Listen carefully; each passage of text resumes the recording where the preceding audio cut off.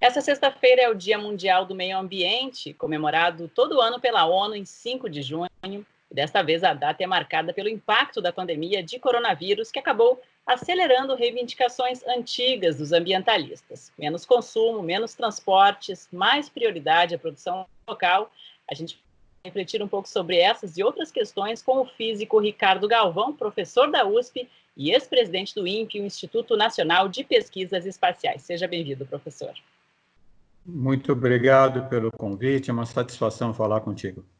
Professor, muito tem se falado sobre essa crise, que por mais dramática que ela seja, claro, sob o ponto de vista sanitário e humano, ela também ser uma ocasião histórica para a gente repensar o nosso modo de vida. Poderíamos incluir aí uma série de recomendações mais ecologistas nas nossas vidas, no ambiente empresarial também. Como é que o senhor vê o futuro pós-pandemia desse ponto de vista? Sem dúvida, o teu ponto está correto. Eu creio que essa crise nos tornou mais conscientes de que o mundo todo está ligado. Nenhum de nós pode pensar que vai pegar seu ônibus para o futuro independente dos outros. E não só estamos interligados, como mostrando que também temos deficiências, estamos fracos sobre vários aspectos, né? Nós vamos ter que mudar muito a maneira de pensar o futuro, certo? A primeira coisa importante é nos conscientizarmos que uma evolução, nesse século ainda, e nos próximos anos, que seja sustentável e socialmente justa, não pode ser mais baseada num capitalismo predatório. Todos nós temos que ter consciência disso, que não podemos mais ficar quietos quando vemos a degradação do meio ambiente. Tem uma situação muito clara agora no Brasil, né? Não sei se vocês estão acompanhando, mas a evolução do coronavírus na Amazônia está muito rápido. Manaus está sendo afetado. E, infelizmente, esse ano também tivemos ainda um maior aumento do desmatamento. Estamos numa época de desmatamento com chuva. Logo virá a época seca. E nós estamos prevendo, se o governo não fizer nada, um aumento violento das queimadas na Amazônia. Essas queimadas trazem doenças respiratórias, sempre ocorreu isso. E pelas previsões que estão fazendo os cientistas brasileiros, é muito provável que o pico do coronavírus se sobreponha ao pico do aumento das queimadas na Amazônia. Isso vai ter crises sérias, consequências sérias para o sistema de saúde na região. Uma questão que pode ser realmente muito trágica, né? Eu ia falar sobre essa questão específica do Brasil, tem o aumento do desmatamento da Amazônia que acontece aí um pouco à margem, né? Quase como uma cortina de fumaça da pandemia. A questão também da infecção das comunidades indígenas, né? Nessa terça-feira saiu aí o número de mais de 1.800 indígenas que já teriam sido contaminados. Tudo isso acontece aí sob um governo que não esconde o desprezo por esses temas ambientais. Então, o quanto isso é preocupante, na sua opinião? Ou seja, quanto o ano de 2020 poderá terminar com um balanço bastante trágico nesses dois aspectos? Infelizmente, o cenário é realmente bastante sombrio.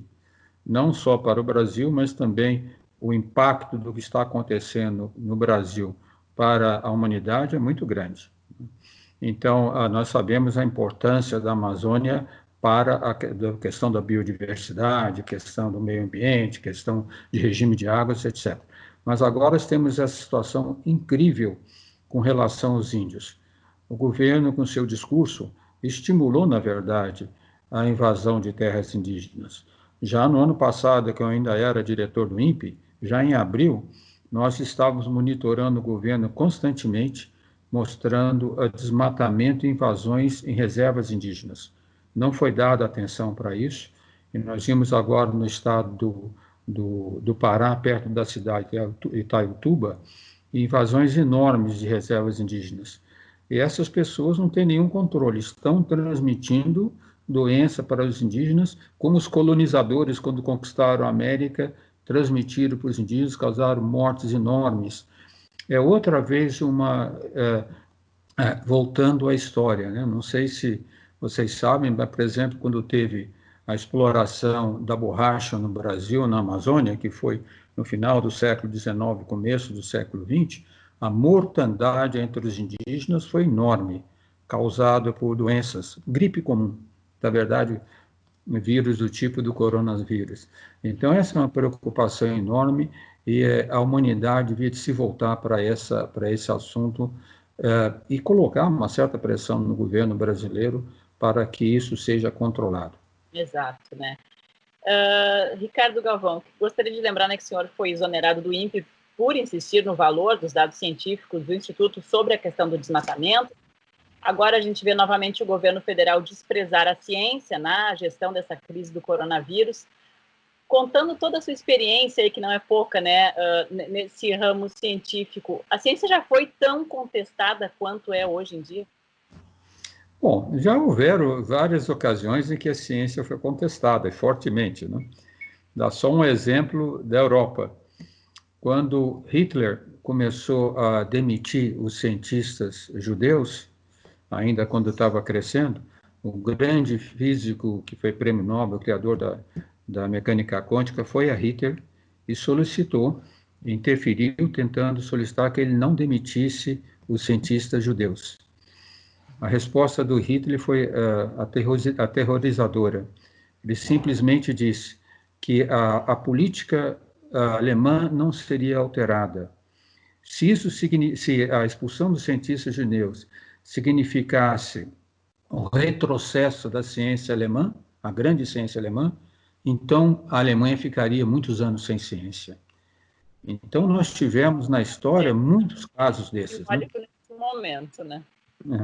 E nos fazem, felizmente, reviver, porque toda vez que nós temos um governo tosco, que seja medíocre na sua formação e muito rudimentar na formulação de políticas, o país vai sofrer, qualquer país do mundo vai sofrer. Uhum. Nós não teremos um desenvolvimento científico, um desenvolvimento econômico neste século, sem ser com uma base sólida no avanço da ciência. Uhum. Ricardo Galvão, como é que o senhor avalia a atuação dos órgãos ligados ao meio ambiente, que têm sido sistematicamente desmontados aí no governo Bolsonaro, né? A começar pelo próprio INPE, depois da sua saída. A questão é possível continuar trabalhando com isenção nessa área do meio ambiente? Olha, está sendo difícil, mas o que me deixa bastante confortável é que os cientistas que trabalham nessa área no Brasil, principalmente cientistas do INPE, mas de outras instituições, da Amazon, da Mapa Biomas, etc., eles não estão quietos. Eles não se calaram frente a esse ataque do governo, e a resposta da Academia Brasileira de Ciência tem sido contundente. Então, já estamos vendo no país, tivemos agora um manifesto assinado por um grande número de cientistas, então estamos vendo no país uma reação a essas ações do governo. Uhum. E nós temos uma certa esperança que dentro do próprio governo, aqueles que são mais conscientes consigam colocar alguma pressão no presidente, embora ele pareça ser imune a essas pressões, né? Mas temos que ter realmente contra-atacar isso. Por isso que quando eu respondi tão fortemente a ele, é porque eu já tinha receio que ele ia continuar com essa destruição do sistema científico brasileiro, que é muito respeitado. Uhum, uhum. Se a gente fala de manifesto, aí o senhor falou, né, um manifesto assinado no Brasil, nessa Semana Mundial do Meio Ambiente, 700 personalidades europeias assinaram um manifesto para pedir que a retomada da economia seja uma retomada verde. Vemos que já tem bastante pressão nesse sentido sobre as indústrias, produtores de energia, e tantos outros setores que, pela poluição, aumentam o aquecimento do planeta. O senhor tem resultados concretos nessa fase pós-pandemia, que pouco a pouco começa a se instalar, pelo menos aqui na Europa? Olha, eu creio que algumas medidas mais objetivas têm que ser tomadas. O discurso mesmo dos governantes pelo mundo todo tem sido na direção correta, mas as propostas têm sido muito débeis. Por exemplo, é possível que as instituições, os países se unam, até mesmo sob a égide da ONU, e criem um selo verde para que todos os produtos que são produzidos de florestas tropicais tenham uma aprovação de um consórcio internacional que vá na direção de reduzir impostos, de facilitar a venda no exterior. Essas medidas que têm impacto econômico não estão sendo tomadas. E são medidas fáceis de tomar. Por exemplo, muito da exploração da Amazônia, da mineração, etc., são feitas por empresas estrangeiras no país. Os países são conscientes disso. Então, eles têm que ser muito mais proativos em medidas concretas que mostrem que há ganhos econômicos explorando a biodiversidade das florestas tropicais de uma forma sustentável. Uhum. Se a gente segue um pouco nessa reflexão e pensamos assim no modo de vida das pessoas, né, o assunto inicial aí da nossa conversa, que mudanças que o senhor acha que viriam para ficar, né, depois dessa pandemia? Muita gente reflete sobre o consumo excessivo, sobre usar mais bicicleta, duas medidas que a gente acabou sendo obrigado a fazer por conta aí dessa quarentena, também sobre comprar mais no comércio local, já que a gente está com bastante restrição de deslocamento, sobre a pertinência de tirarmos férias em lugares cada vez mais distantes. O senhor acha que essa pandemia pode ter esse efeito de conscientização nas pessoas, que são também uma parte muito importante dessa questão da proteção do meio ambiente? Certamente, já está tendo, né? Eu acho que o primeiro resultado que é positivo é que, num ambiente atual, que há 3 ou 4 meses atrás parecia que o negacionismo avançava no mundo todo, as pessoas comuns já estão voltando um pouco atrás. Na caso do coronavírus, eles já começaram a dar importância, relevância da ciência. Isso, claramente, eu creio, eu não tenho viajado para o exterior, porque agora não pode, mas meus colegas da Europa têm me mandado recados, ex-alunos que trabalham aí, e no Brasil já se vê claramente uma preocupação, uma apreciação pela ciência. E é claro, e as pessoas também se conscientizarem, como eu disse, que não podemos continuar explorando a nossa mãe terra dessa forma que exploramos, sabe? Usando de uma forma inconsciente o que ela nos oferece. Temos que ser muito mais comedidos no uso. Inclusive, gostei que falasse da bicicleta, porque eu tenho 72 anos, há 62 anos só uso bicicleta, praticamente não uso carro. Então, eu fico bastante feliz com isso.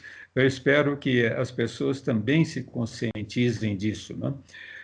E a importância que que vai dar, que eu creio que a sociedade vai dar, ao olhar produtos, nós olhávamos produtos e vimos se o produto não tinha tal elemento químico ou outro, mas agora, cada vez mais eu creio que eles vão olhar para ver se aqueles produtos são produzidos de uma forma sustentável. Eu espero que isso vai ser o grande impacto. Certeza. Muito obrigada, excelente conversa com você, Ricardo Galvão, professor da USP e ex-presidente do INPE, Instituto Nacional de Pesquisas Espaciais. Obrigada por participar. Obrigado pelo convite, foi uma satisfação.